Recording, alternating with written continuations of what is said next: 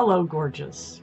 Isn't it funny that when I come to you to speak of beautiful things, I always come to speak to you at my least beautiful, that is to say, just freshly showered? But I do think that freshly showered is the best time to do a face mask. And this week, we are looking at Andalou Naturals Turmeric and Gold Clay Face Mask, Instant Luminous. And fortunately, for once, the print is large enough in the back to read this to you. Fruit stem cell science, turmeric, and French clay instantly energize and nourish to help even, tone, and tighten pores, stimulating healthy circulation for a smoother, more luminous complexion. And so it said put it on avoiding eyes and lips and leave on for 10 minutes. Rinse with cool water. So, okay. I'm at 3 minutes. I'm about to sneeze. Oh no. Okay. And oddly, I mean, I really put this kind of all over, and there's enough to do it a second time, so I think I'm going to tape this all back on there and put it in the fridge. Okay, beautiful things. I want to talk to you about several beautiful things this week. First of all, the most beautiful thing on my mind right now is the beautiful friendships I've made on YouTube. I want to mention 3 people just specifically. I mean, there's obviously the YouTube community of older ladies, but Ginger Tunstall, who does not make videos but watches a lot of them, has become a dear, dear friend. Trish Johnson, who initially wanted to remain anonymous, has agreed to let me tell you that she and I have become good friends. And if you see that beautiful mosaic of the letter C for Cindy hanging behind me, Trish made that for me with her own little hands. And the third one wishes to remain anonymous, but I will refer to her as my belly dancing friend.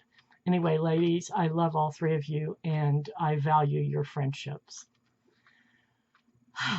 Okay, I'm going to throw some odd things at you tonight, but this is just things that I find beautiful and I want to share with you.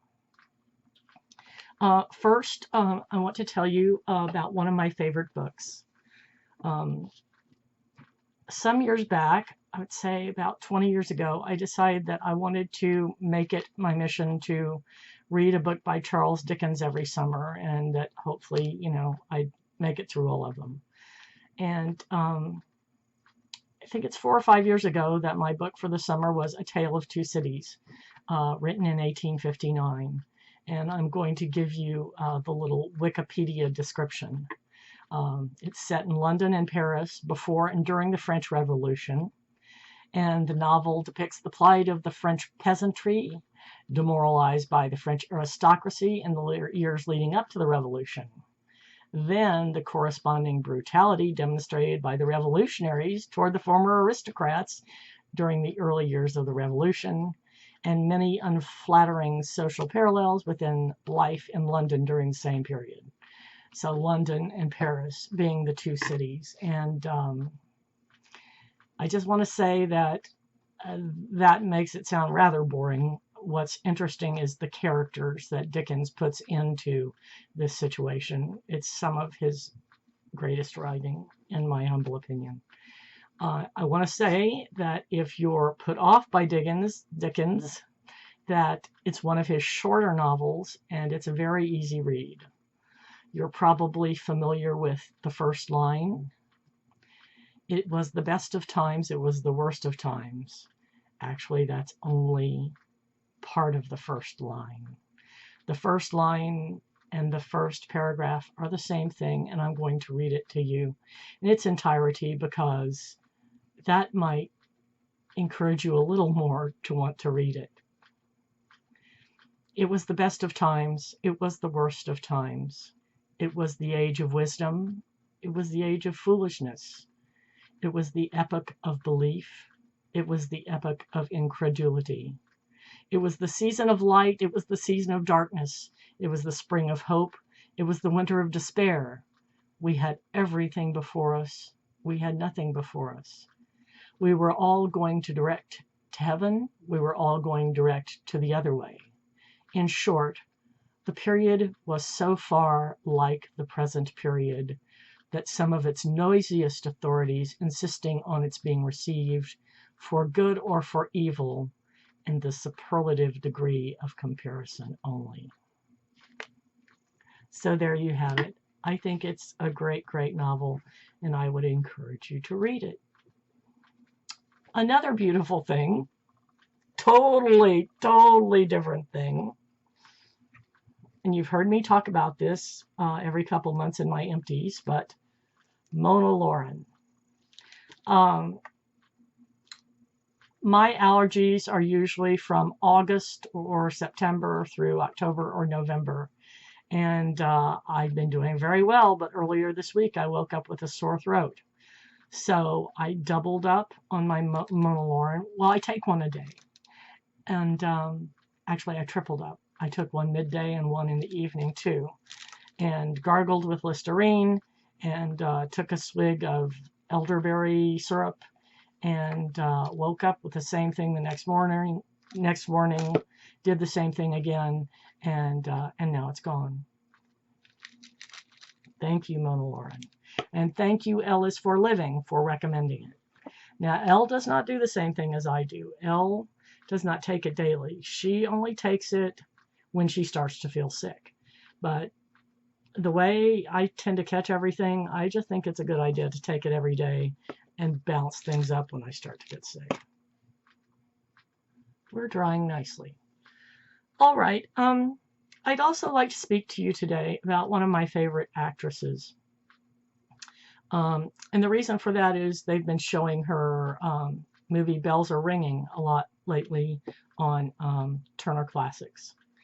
I'm speaking of the late, great Billie Holiday. Billie Holiday is probably not a household word, but I think she should be. And I will insert some photos for you. And I'm going to tell you a little bit about her. She was born in Queens, I believe. And she was married once. And had one son whose name is Jonathan Oppenheimer, and he's a relatively well-known film editor.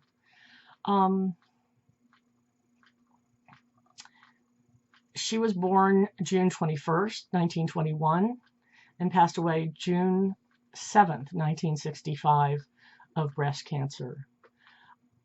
She only made, for leaving such a huge impact, and even though I say she's not a household word, she did leave a huge impact. She made 13 movies, and she was in 7 Broadway plays or musicals, and 2 albums. So her first really big movie was on Broadway first, and it was the play Born Yesterday. In it, she plays the mistress of a loudmouth tycoon who has to go to Washington, D.C. to sort of buy off some congressmen. And her character's name is Billie Dawn, and she's a former showgirl, and she's sort of uncouth. And so he hires a newspaper reporter to see if he can make her more presentable, kind of file down the rough edges and give her a little bit of an education. And he ends up getting more than he bargained for, because it turns out she's very bright and she realizes what a corrupt butt he is, and ends up falling in love with the newspaper man, and they go off together.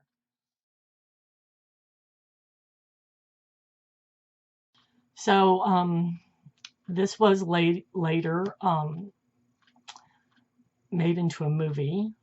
Let's see, the play was in 51. I think the movie was a couple years later. I might have that wrong. I don't But anyway, okay, the movie was in 51. Pardon me. Um, she won a Golden Globe for Best Actress, and she also won the Academy Award that year for Best Actress. And to tell you how good her performance was, she beat Gloria Swanson, who was nominated for Sunset Boulevard, Eleanor Parker for Cage, which I don't know anything about, and Betty Davis and Ann Baxter for All About Eve. And so 3 of those 4 are, to my mind, some of the greatest film performances ever by females. So if you ever get a chance to see Born Yesterday, please do so.